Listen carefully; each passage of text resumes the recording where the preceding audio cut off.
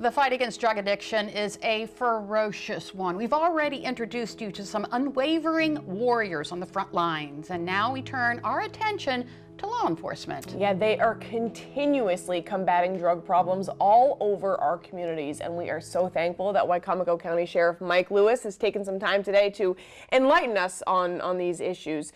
Mike, thanks for being here.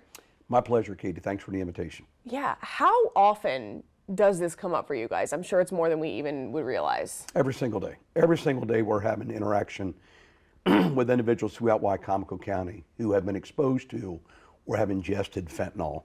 Oftentimes it's intentional, other times it's not intentional. Really? But I can tell you that about 87% of all crime that we handle here in Wicomico County is directly linked to drugs and drug addiction.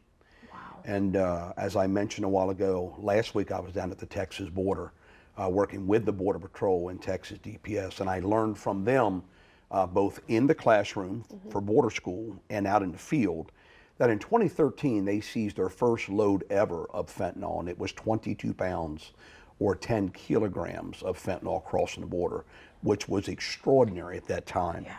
That was in 2013. So here we are 10 years later. Last year they seized just under 9,000 pounds of fentanyl. Every Wednesday I receive a briefing. It's called a weekly heroin and opioid report, and we see the number of individuals that are dying across our state due to fentanyl addiction. Many of those overdoses, the bulk of them are unintentional. They really are. They're unintentional, but it's still so highly addictive. It takes our loved ones on the cusp of death, and many times there's no return.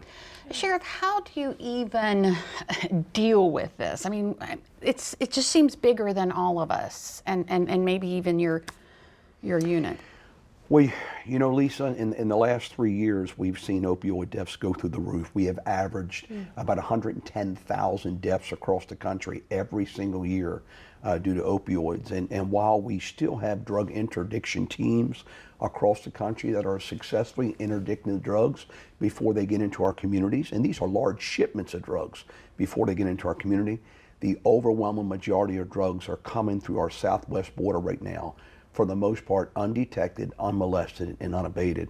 Without border security, there is no homeland security, and consequently, the American people are suffering every day. Wow. Sheriff, how do you guys kind of stay up to date on what's going on in the drug trafficking community? Because I know this changes, you know, all the time. It does change all the time, but we have very active and proactive deputies, troopers, and police officers who are making traffic stops. And when we debrief these individuals, they tell us the latest information on how they're getting their dope, how it's being smuggled in, how they're cutting their dope, how much they're getting for their dope, how the dope is being packaged, how it's being branded, how it's being marketed, because that's what people do today. You know, all three of us, if we were drug dealers, we're going to brand our dope, our packages a certain way. So when someone is experiencing that particular high, they're like, I'm going back there. I've got to find that stamp package again with that same stamp on it. And that keeps bringing people back. Our country is awash right now with drugs. The number one drug being fentanyl. I don't want to leave you without some positive note. Positive note. Absolutely. Hope. Right. You know, Lisa, I feel the same way. And when I speak to civic organization or groups, I always want to leave on a positive note. I want you to know the men and women in law enforcement, we're not surrendering. We're going to continue doing what we do best, and that's to try to intervene at every intersection. Our job is not to arrest America. Our job is not to put people in jail. Our job is to provide our community with the resources they need to seek a better life, and we will not stop until that's done. I promise you that. All right, Sheriff Mike Lewis from Wicomico County, thank you so much for coming in. Thank you, Lisa. Thank you all.